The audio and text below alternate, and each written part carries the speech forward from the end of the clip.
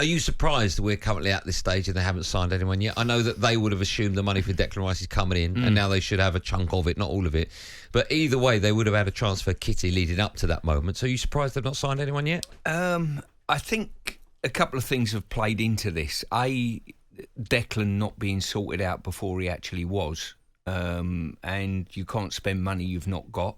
But they would have had a pot of money, even if it would have been 50 million.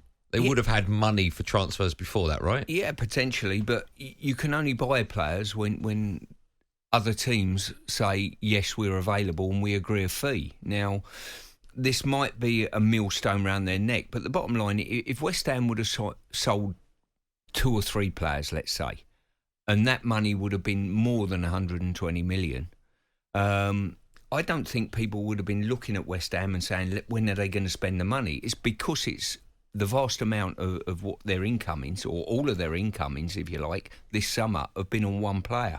So everyone thinks, well, you're going to pay top dollar. Dave will want value for money. I'm sure the chairman will want value for money as well, and identify the right players. And it's not easy to actually go and buy players. You know, I've been there as a manager, and you think, well, it's an easy, and supporters think it's really easy to sort of say, right, who do we want? There's the list of players. Say we want a holding midfield player now, Declan's gone. You have a list of 2 or 3 holding midfield players.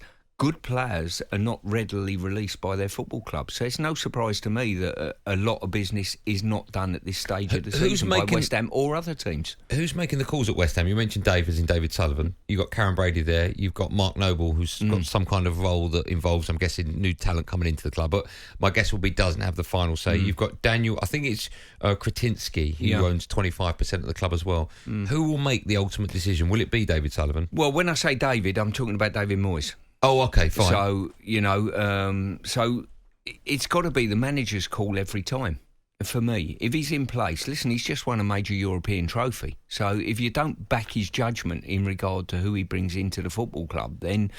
Does Sullivan do that? I think he does, yeah. I think he's been pretty good. And, you know, I think he gets a bad deal at times, David Sullivan, at the football club. But I tell you what, roll the clock back 1 year...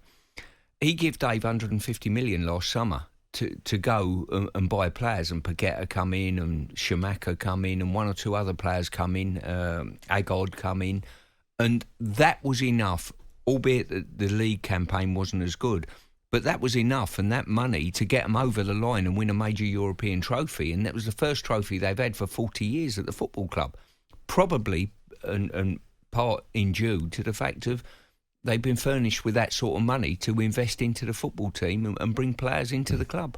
So let me ask you, they've got at least 100 million. You would think as a West Ham fan, hopefully a bit more with money the club are putting in. Let's call it 125 million, right? If they're going to put 25 themselves in.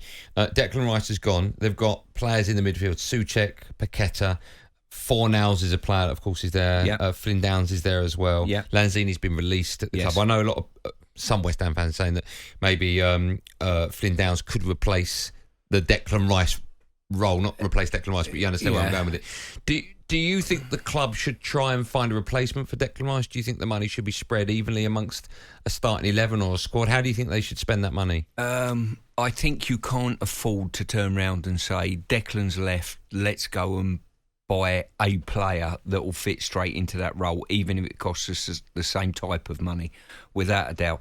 I think it has to be spread across the team. I really do. There's not too many £100 million players out there that are available to buy for a start.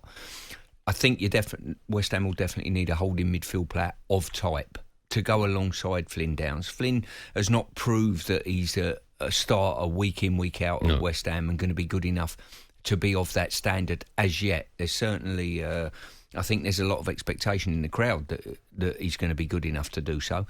But they need a holding midfielder and probably a couple of other positions to fill as well. And if you've only got a certain budget, you cannot put all that money into one position.